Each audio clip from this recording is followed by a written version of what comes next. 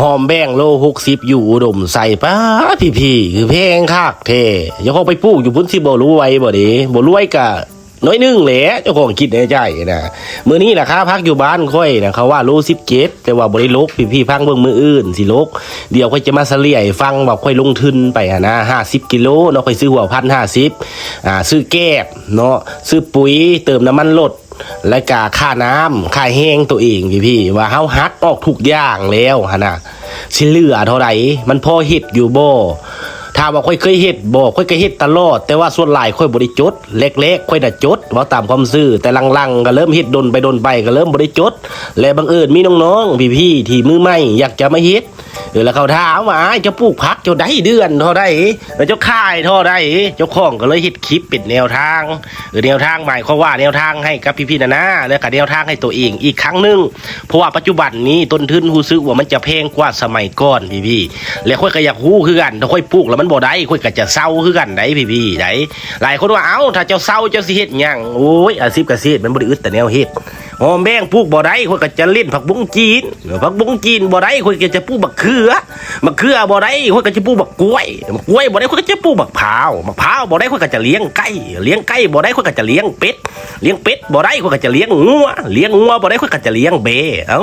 จบที่เบแล้วค่อยคิดว่าว่าเบมันกินใบไม้เนาะมันเอาต้นทุนไปเลี้ยงแล้วจะเลี้ยงเบบ่ได้โหโลกใบนี้มันบ่มีหยังเลี้ยงได้แต่ว่าแนะนำเลี้ยงได้อย่าไปปล่อยได้เดี๋ยวปล่อยเขาสั่งคักได้เบได้ว่าเทเขาซ่าเบิดบ้านได้สมัยก่อนเคยเลี้ยงเนาะ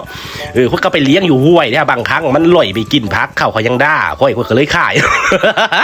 แต่ตอนหน้าว่าสิเลี้ยงอยู่พี่แต่ค่อยขายออกแล้วเบค่อยแต่ได้ดีได้เลี้ยงเบ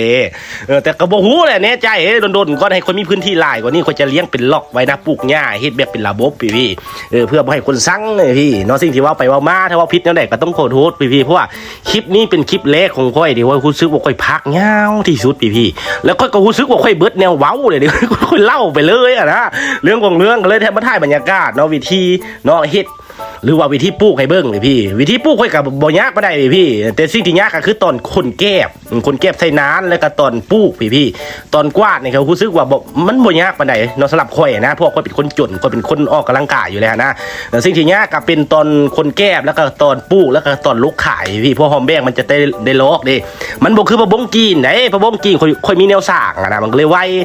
แต่แนวใดก็ต้องลองเบิ่งพี่ถ้าคลิปหน้าพุ่นแหละถ้าค่อยเอาลงเดี๋ยวค่อยจะเฉลี่ยให้ฟังว่ามันได้กำไรหรือบ่ได้ถ้าบ่ได้คือเว้าแท้ได้คนบ่ปลูกอะไรพี่คนนิสัยแบบนี้แหละบางครั้งเขาเฮ็ดหยังเฮาบ่เวิร์กมันบ่ได้เฮาไล่ดีๆที่สุดแล้วปลูกงามที่สุดแหละแต่มันยังบ่ได้ค่ะเฮาเฮ็ดไปก็คือเก่าเนาะ